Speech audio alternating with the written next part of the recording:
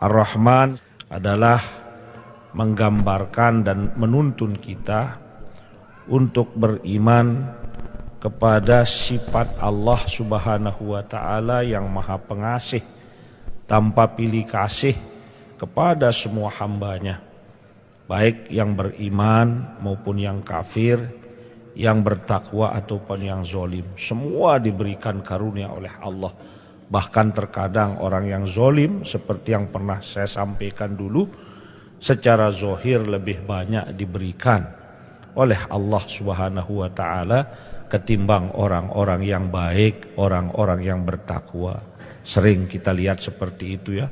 Banyak orang yang taat, rajin ibadah, tekun di masjid, tapi kadang-kadang sering sakit-sakitan. Rezekinya juga kadang-kadang terbatas, sedikit sulit. Tapi ada orang zolimnya setengah mati, tapi nggak pernah sakit, panjang juga umurnya.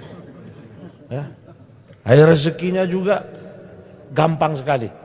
Namun demikian, dari sifat Rahman Allah itu, maka seyogianya kita harus paham bahwa Allah menuntun kita sebagai orang beriman supaya di dalam hidup kita di atas dunia ini jangan pernah kering rasa sayang pada diri kita terhadap sesama makhluk, lebih-lebih sesama manusia.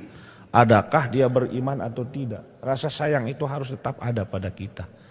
Lebih-lebih kalau kita menjamin kehidupan bersama yang kita hajatkan untuk bisa mencapai apa yang menjadi harapan kita. Kalau visi Islam itu adalah hasanah fid dunia, hasanah fil akhirah, maka hasanatan fid dunia itu tidak akan pernah bisa tercapai kalau dalam hidup kita kering rasa sayang terhadap sesama makhluk.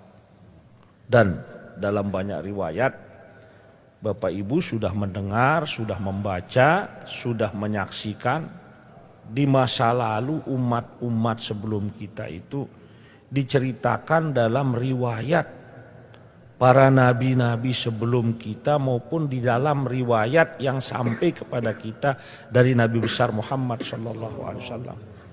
Sangat banyak orang-orang yang tadinya hidupnya itu tersesat, hidupnya jauh dari Allah, tapi karena dia punya kasih sayang, dia punya kecintaan sesama makhluk terhadap sama makhluknya, dia punya rasa sayang terhadap sesama makhluknya, baik itu manusia bahkan binatang.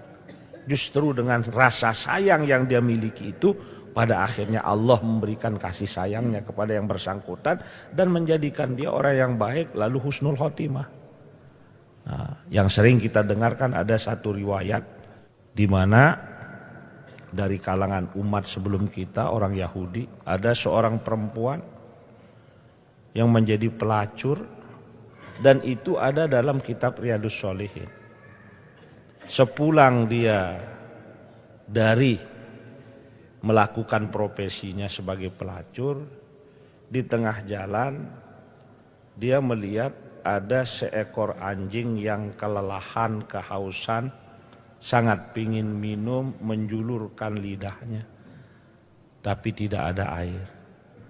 Andaikan anjing itu tidak akan dapat minum seterusnya, maka dia akan mati. Saat melihat anjing itu begitu kehausan, timbul rasa sayangnya, kasihnya. Kalau bahasa kita itu periaknya, ya, kasihan sama anjing ini. Maka sang pelacur ini membuka sepatunya, lalu turun ke selokan atau ke sumur yang ada airnya, dengan sepatunya itu diambil air lalu memberikan minum anjing itu. Dengan memberi minum anjing itu, selamatlah anjing itu.